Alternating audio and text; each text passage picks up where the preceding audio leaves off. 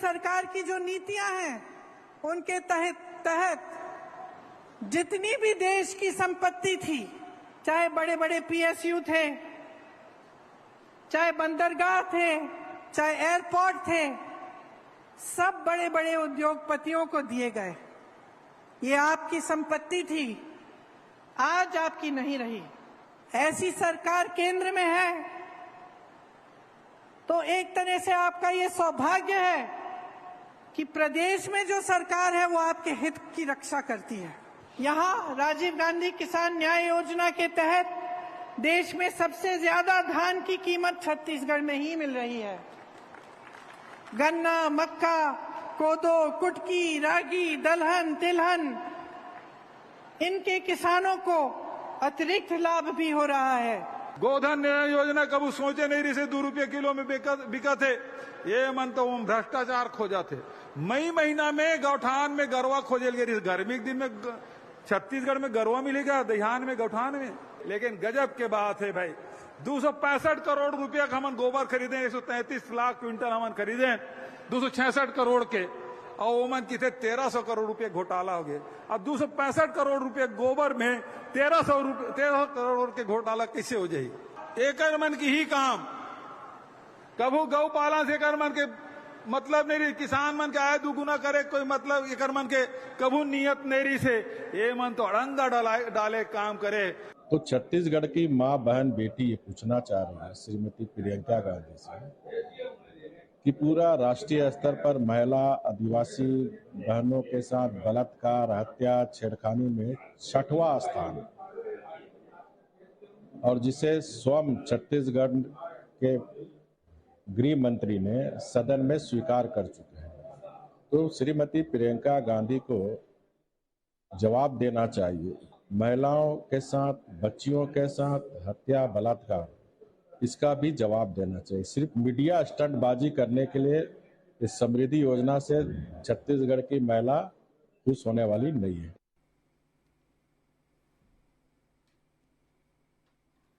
नमस्कार, मैं हूं मोहन तिवारी। आज के मुद्दे में आपका स्वागत है। और आज का मुद्दा छत्तीसगढ़ की राजनीति में उस हलचल से है जो कि प्रियंका गांधी के आने से हुई है। जी हां, प्रियंका गांधी उत्तर प्रदेश के बाद अब यहां पर डंका बजा रही हैं, क्योंकि प्रियंका गांधी महिलाओं में खासी लोकप्रिय है। इसलिए कांग्रेस की कोशिश है कि उनको बार बार आगे किया जाए। ये दूसरा बड़ा दौरा उनका होने जा रहा है, और इस पूरे दौरे से कोशिश भी कांग्रेस की ये है कि एक मैसेज दिया जाए, गांधी परिवार को फिर से सामने रखा जाए और उनके चेहरे के आधार पर वोट मांगा जाए। ये वो रणनीति है जिसमें बीजेपी की जो एक लंबी चौड़ी फौज लगातार प्रचार के लिए पहुंच रही है, उसका कांग्रेस जवाब देना चाहती है। और इसीलिए हम देख रहे हैं कि प्रियंका गांधी, फिर राहुल गांधी, इसके पहले राहुल गांधी आए, फिर प्रियंका गांधी आई, फिर खड़गे जी आ रहे हैं। तो इस तरीके के एक प्रचार की रणनीति में सभी पार्टियां उतरी हुई हैं। तो कौन किस पर भारी है, इसी पर आज हम चर्चा करेंगे। तो चर्चा की शुरुआत करते हैं। पहले मिल लेते हैं उन मेहमानों से जो इस चर्चा में हमारे साथ रहेंगे। हम बहुत स्वागत करेंगे। हमारे साथ वरिष्ठ पत्रकार के रूप में राजनीतिक विश्लेषक जुड़ रहे हैं संजीव वर्मा जी, बहुत बहुत स्वागत है आपका। इसके अलावा बीजेपी का पक्ष रखने के लिए हमारे साथ है वासु शर्मा जी, बहुत बहुत स्वागत है आपका। और कांग्रेस का पक्ष हमारे साथ रखेंगे तेज तर्रार नेता रवि गौलानी जी, बहुत बहुत स्वागत है आपका। तो तीनों मेहमानों का स्वागत करते हुए चर्चा शुरू करता हूँ। और जैसा कि मैंने बताया कि प्रियंका गांधी का भिलाई में दौरा था, महिला समृद्धि सम्मेलन था। इस पूरे सम्मेलन के जरिए उस वोट बैंक को बांधने की कांग्रेस कोशिश कर रही है जो कि महिला वर्ग का है, और कहा जा रहा है कि महिलाओं की थोड़ी सिंपैथी मोदी को ज्यादा मिलती है, बीजेपी की तरफ महिलाओं का झुकाव दिखता है। लेकिन अब इस वोट बैंक को कांग्रेस हासिल करने के लिए मैदान में उतार चुकी है प्रियंका को, और उन्होंने महंगाई को मुद्दा बनाकर लोगों को ध्यान दिलाया है कि केंद्र क्या गलतियां कर रही है। एक एक करके प्रतिक्रिया लेते हैं। पहले कांग्रेस की प्रतिक्रिया ले लेता हूं। रवि जी हमारे साथ है। रवि जी, प्रियंका गांधी को बार बार बुलाना, उनको आगे करना, क्या बता रहा है? महिलाओं को साधने की आप लोगों की कोशिश है? मोहन जी, जैसा अभी आपने कहा कि कौन किस पर भारी, तो मैं कहूंगा कि एक नारी सब पर भारी। आज प्रियंका गांधी जी हमारे प्रदेश में आई हैं, भारतीय जनता पार्टी पूरी तरीके से बौखला गई है। और अभी अभी मेरे पास रिसेंट रिपोर्ट आई है कि कल अमित शाह जी का दौरा फिर से रद्द हो गया है। तो इनके शीर्ष नेताओं के दौरे रद्द हो रहे हैं और हमारे शीर्ष नेता एक एक करके प्रदेश में आ रहे हैं। आज प्रियंका गांधी जी महिलाओं से मिली, छात्राओं से मिली, और आज अगर आप उनकी स्पीच सुनेंगे तो बहुत दिल से उन्होंने बात कही है। वो दिल से बता रही है कि क्या वो महिलाओं के बारे में सोच रही है, कैसे हमारे देश में महंगाई बढ़ गई है, कैसे केंद्र की सरकार अपने बड़े बड़े उद्योगपतियों को सब देते जा रही है, लेकिन किसान जिसकी आय 27 रुपए प्रति दिन की हो गई है उसके बारे में कुछ नहीं सोच रही है। हमारी सरकार 2500 रुपए में धान खरीदी कर रही थी तो उसके लिए केंद्र ने अड़ंगा लगा दिया कि हम अगर समर्थन मूल्य से ज्यादा खरीदेंगे धान को तो हम आपसे चावल नहीं खरीदेंगे। केंद्र जो है वो हर बार किसान विरोधी रही है, महिलाओं के विरोधी रही है। आज अगर आप देखेंगे कि जो बिल पेश हुआ है उस बिल में भी ऐसी उन्होंने पेचीदगियां डाल दी है कि कब महिलाओं को सही मायने में आरक्षण मिलेगा, इसके बारे में कोई भी, मैं कहूंगा कोई भी व्यक्ति हमारे देश में कहीं सही नहीं कह सकता, क्योंकि इतने कॉम्प्लिकेटेड उन्होंने बिल बना दिया है। अब बात यहाँ ये आ रही है कि सही मायने में महिलाओं के बारे में कौन सोच रहा है। सही मायने में मैं कहना चाहूंगा महिलाओं के बारे में अगर कोई सोच रहा है तो कांग्रेस पार्टी सोच रही है। जब 2014 के पहले भी हमारी सरकार थी यूपीए की, तो देखिए रसोई गैस की कीमतें सरकार अपने नियंत्रण में रखी थी। भले ही अंतरराष्ट्रीय स्तर पे कोई भी कीमत हो जाए, लेकिन एक गृहिणी को सही कीमत पे रसोई गैस देने का काम कांग्रेस पार्टी करती थी, जो आज डी कंट्रोल हो गया है। आज 1200 से 1500 रुपए में रसोई गैस चली गई है। मोहन जी, सोचने वाली बात है। महिलाओं के लिए उनकी बात करने वाली तो बीजेपी सरकार है, लेकिन उनको देख कुछ भी नहीं रही है। न सुरक्षा मुहैया करा पा रही है, न उनका अधिकार उनको दे पा रही है, न महंगाई को कंट्रोल कर पा रही है। आज एक गृहिणी का बजट घर में पूरी तरीके से बिगड़ चुका है।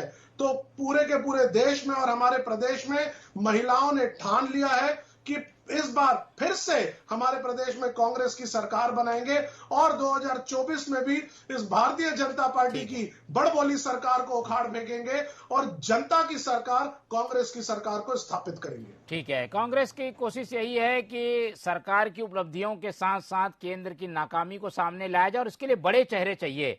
कांग्रेस के पास हालांकि उतने बड़े चेहरों की एक लंबी लिस्ट नहीं है, लेकिन उनके पास जो चेहरे हैं वो गांधी परिवार के हैं और इसीलिए प्रियंका गांधी को एक बार फिर से कांग्रेस ने आगे किया है। बीजेपी की ओर रुख कर लेते हैं।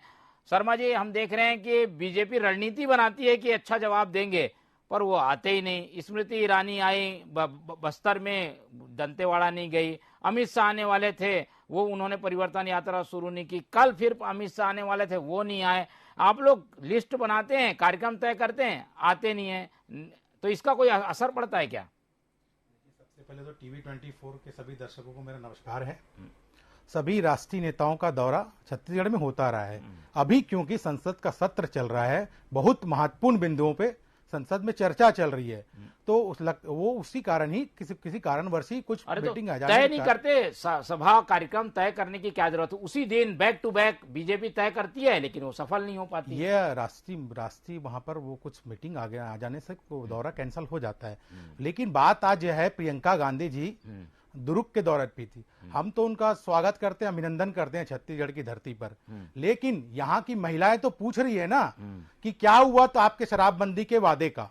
सबसे पहले महिलाओं ने, इन्होंने घोषणा पत्र बनाया था। आदरणीय टी.एस. सिंहदेव जी ने जब घूम घूम के महिलाओं से पूछा कि भाई घोषणा पत्र में क्या होना चाहिए, जैसे कांग्रेस पार्टी को क्या लिखना चाहिए, तो सभी महिलाओं ने कहा था कि शराबबंदी के वादे को आप अगर घोषणा पत्र में डालते हैं तो हम आपको वोट देंगे।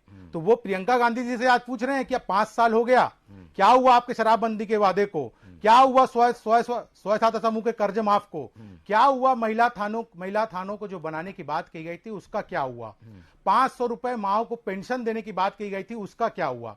और तो और ये सिलेंडर की बात कर रहे थे, भूपेश बघेल जी और टी.एस. सिंह ने घोषणा पत्र में कहा था कि हर साल हम 4 सिलेंडर मुफ्त देंगे। आज 5 साल बीत गए, एक भी सिलेंडर किसी गृहिणी को नहीं मिला, लेकिन मोदी जी ने धुआं मुक्त कर दिया रसोई को। कांग्रेस पार्टी जो वादा करती है वो कभी पूरा नहीं करती है, मैं कहना चाहता हूं। ठीक है, चलिए, ये तो बीजेपी का एक विश्लेषण अपने स्तर पर अपने नजरिए से था, लेकिन हम अब एक विश्लेषण समझ लेते हैं। संजू वर्मा जी हमारे साथ हैं। संजू जी, गांव में एक तरीके से गांधी परिवार के प्रति अभी भी क्रेज है, महिलाओं में प्रियंका गांधी एक चेहरा बनकर उभरी हैं, उत्तर प्रदेश में उनको काफी पसंद किया गया, उन्होंने जो नारा दिया, उसके बाद अब छत्तीसगढ़ में ज्यादा प्रियंका गांधी का दौरा। क्या लगता है, प्रियंका गांधी वो चाबी हैं जो कि जवाब दे पाएंगी शाह का भी और मोदी का भी, इसीलिए बार बार आ रही है? निश्चित रूप से कांग्रेस प्रियंका जी का भरपूर उपयोग करेगी, इसमें कोई दो राय नहीं है। लेकिन आज एक तरफ भाजपा जो है महिला आरक्षण विधेयक पारित करा के एक बड़ा राजनीतिक संदेश दे रही है, दूसरी ओर कांग्रेस ने महिला सम्मेलन के जरिए प्रियंका गांधी को बुला के एक ऐसा चेहरा एक राजनीतिक रूप से प्रदेश की जनता के सामने पेश किया जो पूरे देश में जाना और पहचाना जाता है। खासकर उसमें लोग जो है, गांव के लोग आज भी इंदिरा गांधी की झलक देखते हैं एक तरह से। आज हम जब प्रियंका गांधी की बात करते हैं, आज के उनके जो भाषण रहे हैं छत्तीसगढ़ की दृष्टि से, उन्होंने गांव, गरीब, किसान, महंगाई, बेरोजगारी के साथ तीन और अन्य मुद्दों पे भी बहुत बेबाक तरीके से अपनी बात रखी है। इसमें एक तो बड़ा मुद्दा है महिलाओं की भागीदारी सामाजिक रूप से, दूसरा संस्कृति पे, और तीसरा धर्म और जाति पे। ये तीन चार ऐसे मुद्दे हैं जिसपे उन्होंने बड़ी बेबाकी से अपनी बात रखी है। और प्रियंका गांधी अभी नहीं, शुरू से ही महिलाओं की भागीदारी की पक्षधर रही है और इसके बड़ा राजनीतिक संदेश वो दे गई है। पिछले चुनाव में उन्होंने महिलाओं को, यूपी के चुनाव में महिलाओं को 40% भागीदारी देने का वचन दिया था और उन्होंने टिकट वितरण में इसको पूरा भी किया है। ये अलग बात है कि वहां उसको कितनी सीटें मिली नहीं मिली, लेकिन महिलाओं, यही बात उन्होंने आज यहाँ कही। दूसरी बात उन्होंने कही है कि धर्म और जाति को लेके उन्होंने कहा है कि आज की राजनीति में धर्म और जाति आगे हो गया है। अपनी जो परंपराएं हैं, जो अपनी जो संस्कृति है, लोग उसके भूल रहे हैं और उस संस्कृति और परंपरा को आप ना भूलें। और इसका सबसे बड़ा उदाहरण उन्होंने छत्तीसगढ़ की भूपेश सरकार का दिया और खुद उन्होंने भावरा चलाया। और ये अपने भाषण में एक शब्द उन्होंने 2-3 बातें और कही है। उसमें ये कहा है उन्होंने कि मैं गिल्ली भी खेल रही हूं, मैं कंचा भी खेलती थी, मैं डंडा भी, गिल्ली डंडा भी खेलती हूँ। ये महिलाओं को एक तरह से अपने तरफ आकृष्ट करने का, एक झुकाव करने का, ये होंगी क्या वो, कहाँ विदेश में, वो अलग मुद्दा है भाई। वो खेले न खेले, यही तो भाजपा को देखना है कि वो खेले न खेले। लेकिन उन्होंने जो अपने भाषण की शुरुआत में जय जोहार से शुरू करके इन सब बातों को बोला, वो सीधा महिलाओं को क्लिक किया। जहां जहां महिलाएं के समूह जो लगे थे, स्टार लगे थे, वहां उन्होंने बाकायदा गई, जाने के बाद उनसे बड़ी आत्मीयता से मिला। तो मेरा ये कहना है कि कांग्रेस उसका भरपूर उपयोग कर रही है। एक तरफ महिला आरक्षण पारित होने के बाद कांग्रेस थोड़ी डरी सहमी है, क्योंकि महिला आरक्षण पारित करना अपने आप में एक बड़ा अचीवमेंट है, भाजपा के लिए एक बड़ी उपलब्धि है। नए संसद का नया विधेयक, पहला विधेयक पारित किया है, तो एक तरह से महिला, हाँ ये जरूर है कि छत्तीसगढ़ में इसका क्या प्रभाव पड़ेगा। प्रियंका गांधी आई, प्रियंका गांधी ने अपनी पूरी बात रखी। उन्होंने गरीबों के लिए, महंगाई को लेकर खासा उन्होंने तेज तर्रार बने, महंगाई को लेकर तो बहुत अटैक किया उन्होंने सीधा सीधा आरोप लगाया कि एक किसान को 27 रुपए मिलता है एक दिन में, तो एक अडानी और अंबानी 1600 करोड़ रुपए कमाते हैं। उन्होंने एक क्लिक किया और इस बात को बार बार उन्होंने दोहराया।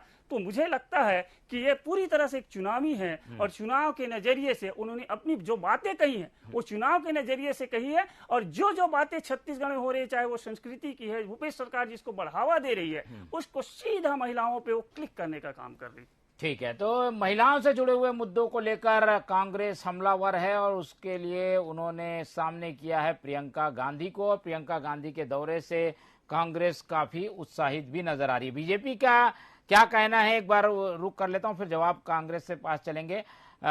वासु जी, प्रियंका गांधी ने क्या कुछ कहा, ये आपने देखा, दृश्य आप देख रहे हैं कि सुआ नृत्य कर रही हैं, महिलाओं से अपने आप को जोड़ने की कोशिश है, छत्तीसगढ़ की संस्कृति में अपने आप को डुबोने की कोशिश है, बताने की कोशिश है कि भाई हम आपके बीच के हैं। ऐसे में एक टचिंग एलिमेंट तैयार होता है, तो वोटिंग में इसका फायदा मिलता है। देखिए, ऐसा है कि परिवर्तन की लहर की गूंज दिल्ली तक पहुंच गई है, तभी इनके नेता सब छत्तीसगढ़ दौरा करना चालू कर दिए हैं। क्योंकि भारतीय जनता पार्टी तो शुरू से चुनाव के में बड़े बड़े नेता आते रहे हैं और नीचे ग्रास रूट लेवल में काम करते हैं। और दूसरी बात, मुझे तो लगा था आज प्रियंका गांधी दुर्ग आएंगी तो उस हिंदुस्तान जिंदाबाद कहने वाले के घर पे भी जाएंगी जो जिनकी हत्या कर दी गई। और ये इसलिए नहीं गई क्योंकि यहाँ कांग्रेस का शासन है। अगर यही शासन भारतीय जनता पार्टी का किसी स्टेट में होता तो कांग्रेस दुखड़ा रोने के लिए प्रियंका गांधी पहले पहुंच जाती, क्योंकि यहाँ शासन कांग्रेस का है। तो यही है, कांग्रेस का डबल स्टैंडर्ड झलकता है।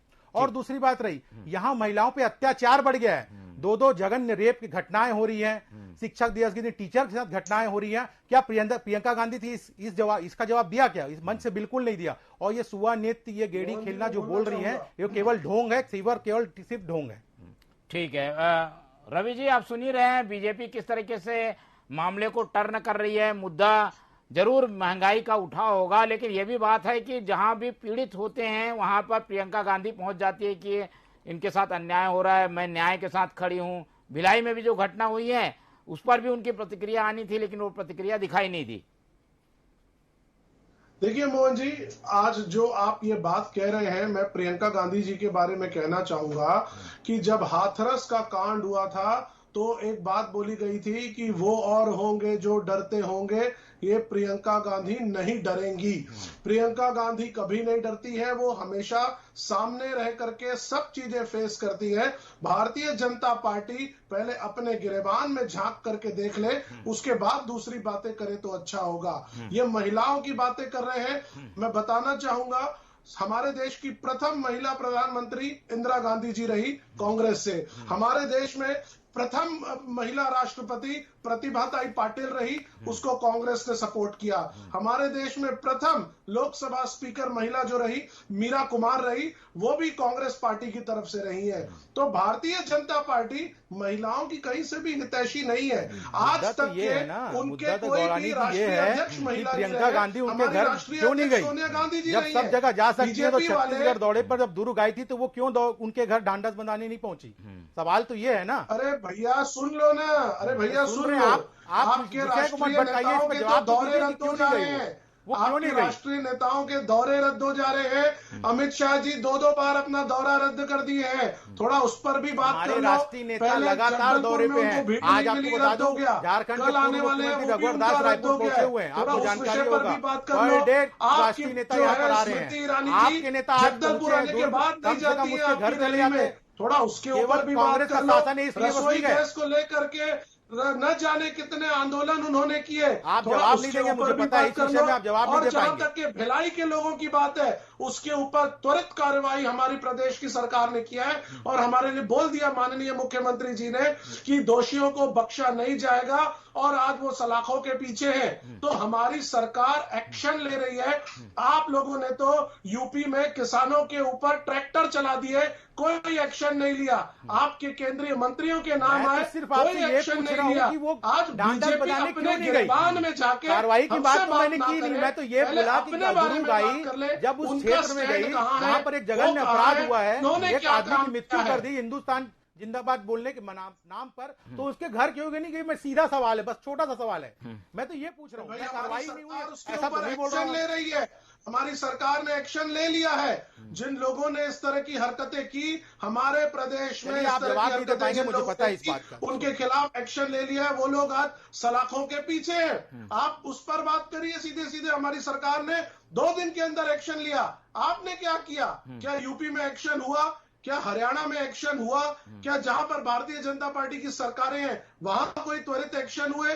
कोई त्वरित एक्शन नहीं है। हमारी सरकार ने 2 दिन के अंदर एक्शन लिया, आप इस पर होनी चाहिए। लेकिन बात ये है, चलिए शर्मा जी, वो तो विषय से भटका हो जाएगा। हम ये जानना चाह रहे थे कि किसका कितना असर होगा। स्मृति ईरानी की बार बार बात होती है, उनका दौरा होगा, एक तरफ प्रियंका आएंगी, दूसरी तरफ उनके बाजू वाली विधानसभा में स्मृति ईरानी की आने की बात थी, उनको भी नहीं बुलाया। ये इस तरीके के जो कंपटीशन है उसमें कहीं बीजेपी पिछड़ तो नहीं रही है कि भाई वो जवाब देने के लिए रणनीति तो बनाती है, पर वो रणनीति जमीन पर मैदान पर दिखाई नहीं देती। देखिए मोहन भैया, लगातार परिवर्तन यात्रा में पूरे राष्ट्रीय नेता क्या पूरे हमारी भारतीय जनता पार्टी के शासन के मुख्यमंत्री भी आ रहे हैं। पिछले समय आप हेमंत बिस्वा शर्मा को देख लीजिए, गोवा के मुख्यमंत्री गोपाल, उनको देख लीजिए, और लगातार दौरा कर रहे हैं, इसमें कहीं पर भी कोई दिक्कत नहीं है। मैं ये महिलाओं को जो भागीदारी की बात कर रहे थे, एक मिनट मेरी बात सुन लीजिए पहले, बीच में प्रमोद सावंत, एक मिनट मेरी बात सुन लीजिए। मुख्यमंत्री, हाँ, इनको अपने नेताओं के नाम तक नहीं पता है। मोहन अरे जी वो ये मुद्दा तंग है, मेरी बात सुन लीजिए आप। जी का नाम तक तो ये ठीक से ले नहीं पा रहे हैं। आप मेरी बात सुन लीजिए। मुख्यमंत्री है,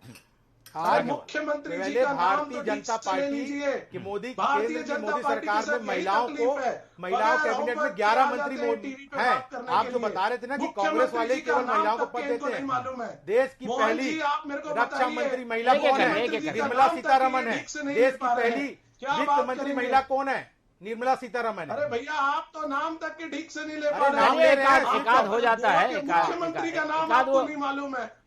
सब चलिए, मालूम है, उसको- मालूम है। उसको भूल चूक लेनी देनी रखिए। चलिए ठीक है, आगे बढ़िए। हाँ बोलिए शर्मा जी, बोलिए। मैं तो वही पूछ रहा हूँ कि ये जो बोल रहे थे कि महिलाओं को भारतीय जनता पार्टी में सम्मान नहीं, महिलाओं को बिल्कुल भारतीय जनता पार्टी में सम्मान मिलता रहा है लगातार, क्योंकि केंद्र की सरकार में 11 मंत्री महिलाएं हैं और निर्मला सीतारमन को पहली रक्षा मंत्री महिला बनने का सौभाग्य प्राप्त हुआ है, वो भी मोदी सरकार में हुआ है। पहली वित्त मंत्री बनने का प्राप्त हुआ है, वो भी तो मोदी इसका क्या सरकार में हुआ है। छत्तीसगढ़ के विधानसभा में असर पड़ जाएगा? क्या इसका क्या असर पड़ेगा? अभी तो इसका लाभ मिलना है नहीं। 2024 के बाद की बात है। महिला आरक्षण 27 सालों से जो पेंडिंग है वो कांग्रेस के मोहन शासन जी, में क्यों नहीं हो इनसे पाया? ये पूछ आज लीजिए, कांग्रेस के शासन जो में क्यों नहीं हो महिला पाया? आरक्षण विधेयक आया है वो एक्चुअली में लागू कब होगा? क्या बीजेपी को चलिए, वो लागू- स्पेसिफिक डेट दावे के साथ कह सकती है क्या? नहीं, इतना वो तो बताएं। अमित शाह जी ने सदन में बता दिया 26 के बाद जब भी परिसीमन होगा उसके बाद की स्थिति बनेगी। कब परिसीमन होगा? आप 50 कब? साल 70 साल से शासन में थे, आपने क्यों लागू नहीं कर दिया? परिसीमन होगा? मैं आपने तो क्यों पूछ लागू रहा नहीं हूं, कर कब दिया? परिसीमन होगा? नहीं, आपने क्यों लागू नहीं कर दिया? आप ये 50 साल से 2002 शासन में थे, क्यों लागू नहीं कर दिया आप लोगों ने? 26 आ गया। चलिए, आज के मुद्दे पे आते हैं। आज के मुद्दे पर एक होगा, टिप्पणी ले लेते हैं। कितना संजय होगा, क्या वर्मा नहीं जी से होगा, हमारे साथ है। तय करें। ठीक है संजू वर्मा जी, ये तो दौरे होते रहेंगे, क्या ऐसे बड़े नेताओं के ये दौरों के पीछे के क्या वजह क्या देखते हैं आप? अचानक से दौरे बढ़ गए हैं, क्या आचार संहिता के पहले सारे जो प्रमुख लोग हैं वो ज्यादा ताकत क्यों लगा रहे हैं? आचार संहिता के बाद तो दौरे बढ़ने चाहिए, लेकिन यहाँ पहले लग रही है, इसकी वजह क्या है? देखिए मोहन जी, छत्तीसगढ़ जो है वो दोनों पार्टियों के लिए बहुत अहम है। कांग्रेस के लिए इसलिए अहम है कि कांग्रेस गिने चुने राज्यों में उनकी सरकार है, वो खोना नहीं चाहेगी। बीजेपी के लिए इसलिए महत्वपूर्ण है कि बीजेपी इसको लेना चाहेगी, क्योंकि बीजेपी लगी हुई, इसलिए उनके दौरे पहले से अनिवार्य है। कहा भाजपा ऐसा नहीं है, भाजपा के 1-2 नेताओं के दौरे रद्द हो गए तो भाजपा सुस्त पड़ गई, ऐसा मैं नहीं मानता। क्योंकि भाजपा के प्रधानमंत्री सभा ले चुके हैं अभी हाल ही में, और फिर परिवर्तन यात्रा में बिलासपुर में आने वाले हैं। तो इसको इस तरीके से नहीं लिया जा सकता कि कोई बड़ा वाकई इसने रवि जी ने कहा जो कि एक महिला आरक्षण पे राज्यसभा में पारित होना है उनको, तो ऐसे बहुत सारे काम हो सकते हैं बड़े लीडर के लिए। गृह मंत्री हैं देश के, वो स्थगित हो गई, कोई बड़ी बात नहीं।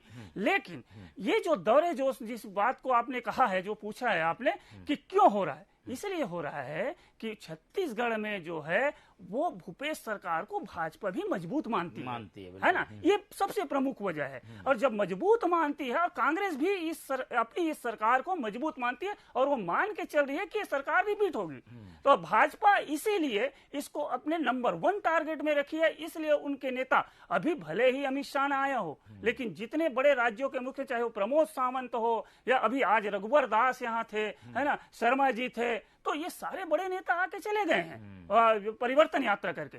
कांग्रेस के अभी अपने जो बड़े नेता है, खड़गे जी आए, अभी प्रियंका जी आ जाएंगी, फिर राहुल गांधी जी आने वाले हैं, तो कांग्रेस भी अपने तरफ से बीजेपी के नेताओं के आने के बाद कांग्रेस भी अपने बड़े नेता को ला के ये बताना चाह रही है कि हम बीजेपी से पीछे नहीं है, हमारे पास भी बड़े बड़े लीडर्स हैं जो लीड कर रहे हैं। और आज महिला सम्मेलन जो है वो सफल रही है, इसमें कोई शंका उनका नहीं, बीजेपी वाले भी इसको मानेंगे कि जिस तरह से भीड़ उमड़ी थी वहां, और चाहे वो किसी भी मुद्दे में प्रियंका को देखने के लिए आए, ये अलग मुद्दा है कि वो भीड़ जो है वोट में कन्वर्ट होगी। अभी तो बहुत दिन है मतदान के लिए, लेकिन धीरे धीरे जो माहौल तैयार करने की जो नीति है वो कांग्रेस आगे बढ़ी। आज जिस तरह से प्रियंका गांधी शुआ नृत्य करते दिखी, है ना, गिल्ली डंडा की बात की, तो ये सीधा अटैचमेंट है जो छत्तीसगढ़ की संस्कृति। तो मैंने पहले भी बोला है कि 3 बातों पे उनका मुख्य रूप से धर्म, जाति पे, संस्कृति पे, परंपराओं पे ये टारगेट करके छत्तीसगढ़ के लोग लोगों के बीच अपने दिल से दिल जोड़ने वाली जो बात की है ना,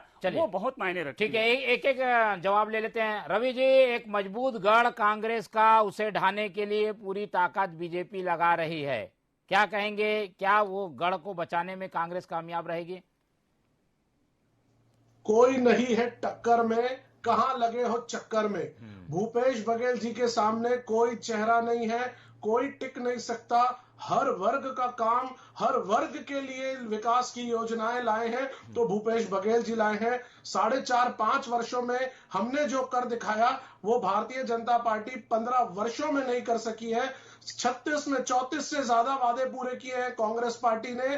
और जनता, वो चाहे जगदलपुर ले लीजिए या रायपुर के आसपास का शहरी क्षेत्र ले लीजिए या आप सरगुजा का क्षेत्र ले लीजिए, चारों तरफ जनता ने मन बना लिया है कि फिर से 2023 में कांग्रेस की सरकार बनेगी। भूपेश बघेल जी हमारे फिर से प्रदेश के मुख्यमंत्री बनेंगे। ठीक है, चलिए शर्मा जी, अब ये तो एक बड़ी चुनौती है। कांग्रेस यहाँ 70 सीट है, 75 का लक्ष्य लेके चल रही है। ऐसे में इस मजबूत किले को कैसे फतह करेंगे आप लोग? नेता आना चाहते हैं, आ नहीं पाते, समय कहीं इधर उधर हो जाता है। निश्चित तौर पे कांग्रेस पार्टी को सपने देखने का अधिकार है, वो देखें, लेकिन यहाँ पर राष्ट्रीय नेता के दौरे लगातार हो रहे हैं। भारतीय जनता पार्टी के कार्यकर्ता नीचे लेवल पे सभी से संपर्क में है और जो कांग्रेस का भ्रष्टाचार का मॉडल है छत्तीसगढ़ में, वो जनता तक पहुंच चुका है। आने वाले समय में देखेंगे कि यहाँ की जनता है और महिलाएं हैं जो शराबबंदी का वादा करके इन्होंने महिलाओं के साथ धोखा किया, वो महिला इनको सत्ता से बाहर फेंक देगी। प्रदेश की जनता तय कर चुकी है। ठीक है, चलिए, ये तो समय बताएगा, बिल्कुल समय बताएगा कि इसके दावों में दम है, लेकिन दौरों में बिल्कुल भी कमी नहीं है। दोनों ओर से तुर्की बात तुर्की लगातार दौरे हो रहे हैं।